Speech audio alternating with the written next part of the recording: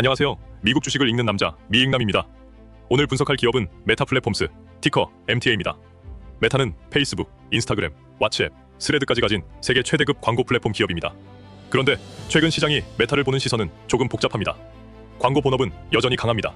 하지만 AI 데이터 센터 투자, 즉 AI 캐펙스 부담이 너무 커지고 있습니다.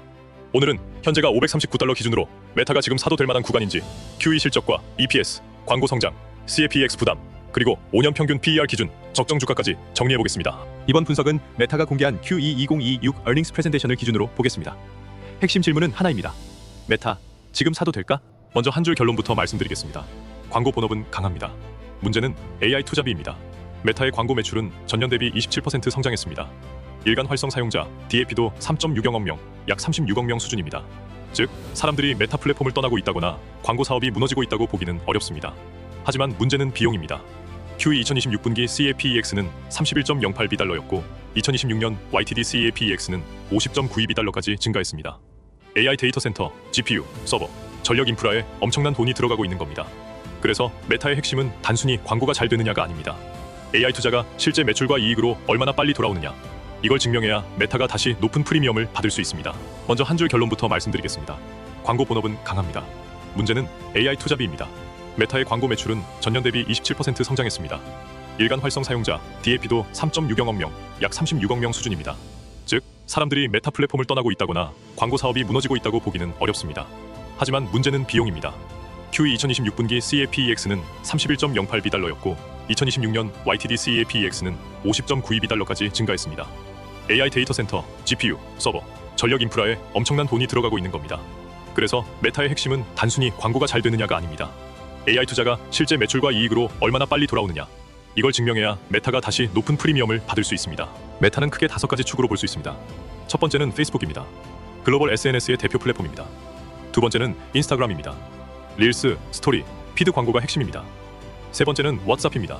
메시징과 비즈니스 커뮤니케이션의 장기 성장 자산입니다. 네 번째는 Threads입니다. 아직 초기 단계지만 신규 소셜 플랫폼으로 수익화 가능성이 있습니다. 다섯 번째는 리얼리티 랩스입니다. 퀘스트, AR/VR, 레이반 메타 같은 AI 클래스가 여기에 포함됩니다. 공식 자료에서도 메타는 사업을 패밀리 오브 앱스와 리얼리티 랩스로 나눠서 보여줍니다. 패밀리 오브 앱스에는 페이스북, 인스타그램, 메신저, 왓츠앱 등이 들어가고, 리얼리티 랩스에는 AR, VR 관련 하드웨어와 소프트웨어가 들어갑니다. 메타의 핵심은 이 모든 플랫폼에서 나오는 사용자 데이터와 광고 네트워크입니다. 그리고 여기에 AI 추천 알고리즘이 붙습니다. 쉽게 말하면 사용자가 더 오래 머물게 만들고 더 정확한 광고를 보여주고 광고주에게 더 높은 효율을 제공하는 구조입니다. 그래서 메타의 핵심은 한 문장으로 정리할 수 있습니다.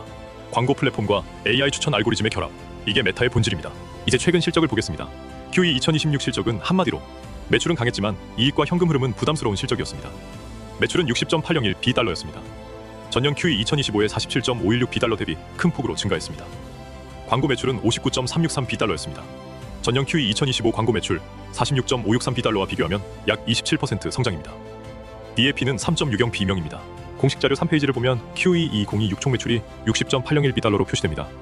지역별로 보면 미국, 캐나다가 26.816B달러, 유럽이 14.296B달러, 아시아 태평양이 11.164B달러, 기타 지역이 8.525B달러입니다. 세그먼트 리저츠 페이지에서는 광고 매출이 59.363B달러, 패밀리 오브 앱스 매출이 60.370B달러, 리얼리티 랩스 매출이 431만 달러로 나옵니다. 즉, 메타의 실적 대부분은 여전히 패밀리 오브 앱스 광고에서 나온다고 볼 수 있습니다. 그런데 EPS는 6.18달러였습니다. 전년 Q2 2025 EPS 7.14달러보다 낮아졌습니다. 즉, 매출은 강한데 이익이 같이 따라오지 못한 겁니다. 왜냐하면 비용 부담이 커졌기 때문입니다. AI 인프라 투자, 데이터 센터 투자, 리얼리티 랩 손실, 그리고 비용 증가가 이익을 눌렀습니다. 그래서 이번 실적의 핵심은 이겁니다. 광고 본업은 강하다. 하지만 비용 부담이 EPS를 눌렀다. 좋은 점부터 보겠습니다. 메타의 광고 본업은 여전히 강합니다. 광고 매출은 59.363B달러였고 전년 대비 약 27% 성장했습니다. 이번 Q2 EPS는 6.18달러입니다. 전년 EPS는 7.14달러였습니다. 즉, 전년 대비 EPS가 감소했습니다. 공식 자료 8페이지를 보면 희석 EPS 흐름이 나옵니다. Q2 2025 EPS는 7.14달러였고 Q2 2026 EPS는 6.18달러입니다. 전년 대비로는 낮아진 수치입니다. 이 숫자만 보면 실망스러울 수 있습니다. 하지만 여기서 중요한 건 본업이 무너져서 EPS가 줄었느냐입니다. 제 판단은 그렇지 않습니다. 광고 매출은 여전히 강했고 사용자 기반도 견조했습니다. 다만 AI 인프라 비용이 증가했고 리얼리티 랩스 손실도 계속되고 있습니다. 세그먼트 리저츠를 다시 보면 패밀리 오브 앱스 영업이익은 Q2 2026에 23.394B달러입니다. 반면 리얼리티 랩스는 4.619B 영업 손실을 기록했습니다. 결국 패밀리 오브 앱스는 여전히 돈을 벌고 있지만 리얼리티 랩스와 투자비 부담이 전체 이익을 누르는 구조입니다. 또한 전체 영업이익률은 Q2 2025 43%에서 Q2 2026 31%로 낮아졌습니다. 그래서 이번 EPS 감소는 본업 매출 부진보다는 비용 부담의 영향이 더 크다고 보는 게 맞습니다. 정리하면 이렇습니다. 광고 매출은 강하다. AI 인프라 비용은 증가했다. 리얼리티 랩 손실도 부담이다. 결국 EPS 회복 여부가 핵심이다. 즉, 본업이 무너진 것이 아니라 비용 부담이 이익을 눌렀다고 해석하는 게 맞습니다. 이제 적정 주가를 계산해 보겠습니다. 이번에는 5년 평균 PER을 기준으로 보겠습니다. 메타의 Q2 EPS는 6.18달러입니다. 이걸 단순 연율화하면 6.18 곱하기 4억 24.72달러입니다. 그리고 메타의 5년 평균 PER을 약 26.48배로 적용하면 24.72 곱하기 26.48 약 655달러가 나옵니다.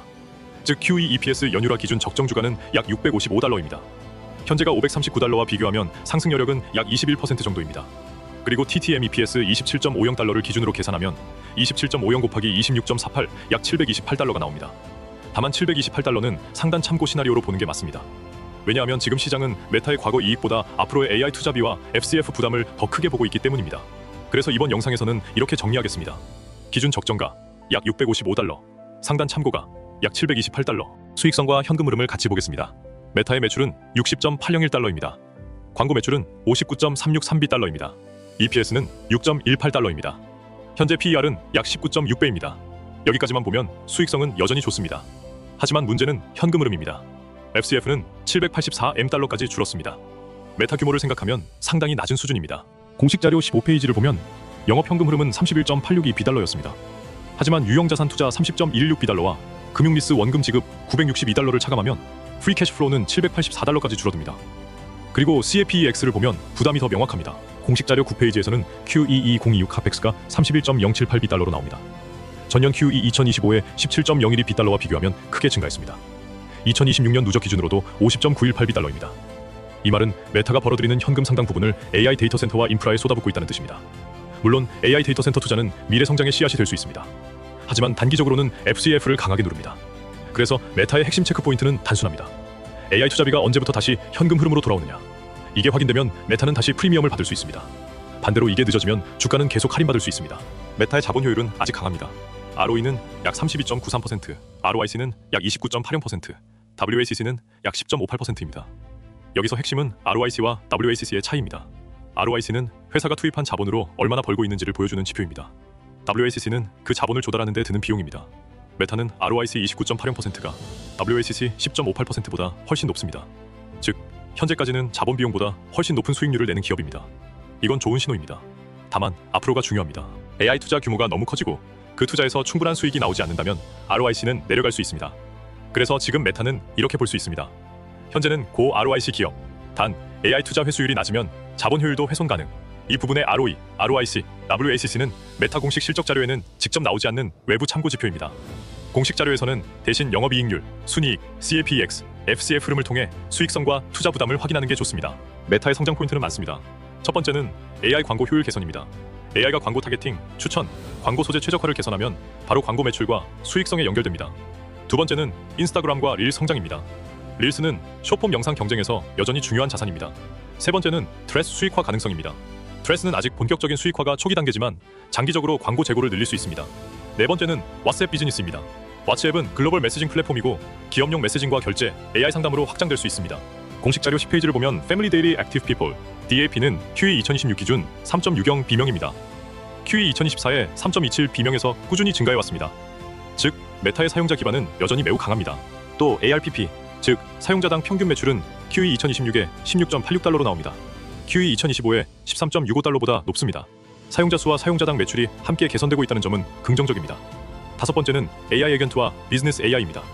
광고주와 소상공인이 AI를 통해 고객 응대, 광고 운영, 콘텐츠 제작을 할 수 있다면 새로운 매출원이 될 수 있습니다.